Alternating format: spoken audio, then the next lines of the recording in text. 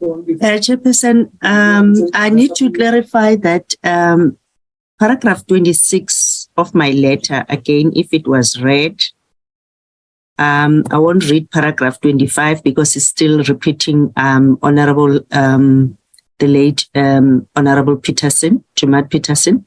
26 says, failing the above, I intend to instruct my attorneys. In fact, the last sentence in paragraph 25, it says, in such circumstances, you should voluntarily recuse yourself.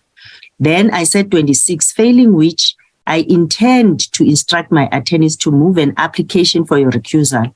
Your statement that no address will be permitted is therefore inappropriate to say the least. So I was going to instruct the attorneys, which attorneys, I think for the other members, which has been clarified that the attorney has been abruptly withdrawn or their services terminated by the state attorney without even telling me, because I also heard it when I came here, and the CEO didn't discuss with me, or even the Solicitor General.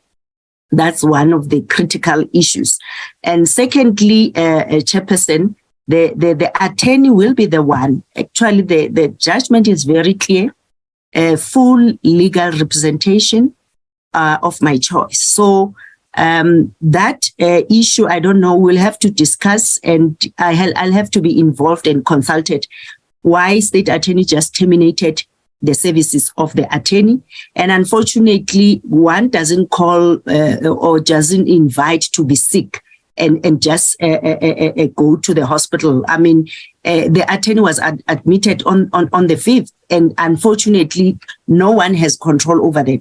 And another thing, Honorable Dlagute, unfortunately, what you are saying, you discussed on Friday, you came to the conclusion, as a committee, you have the right to do that. And unfortunately for you is that that's what the late Honorable Jumat said, that the committee is planning to do that. They've appointed a project manager. So, but those recordings are there. And indeed, you are doing exactly what she said. May her soul rest in peace. And unfortunately for you is that the way she was treating this matter, it was because she was very concerned.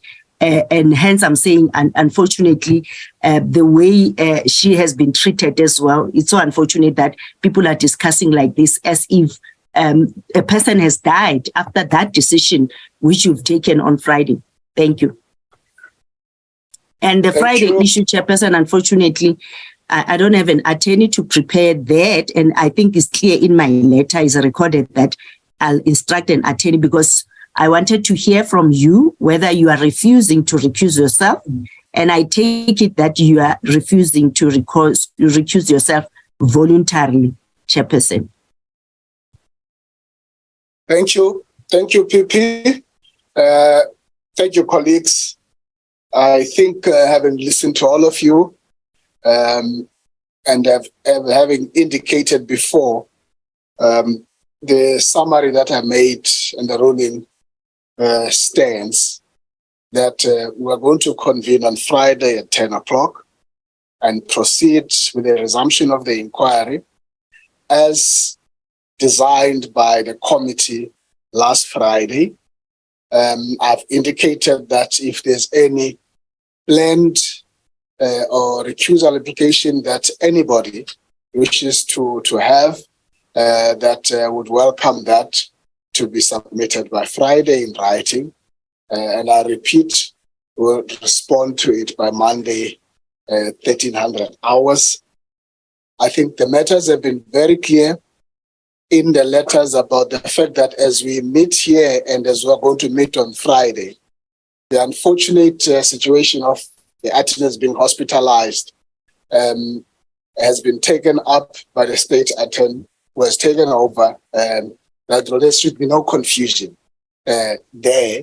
And we have received properly so a certificate that indicates he's hospitalized until further notice, without going to any details in that regard.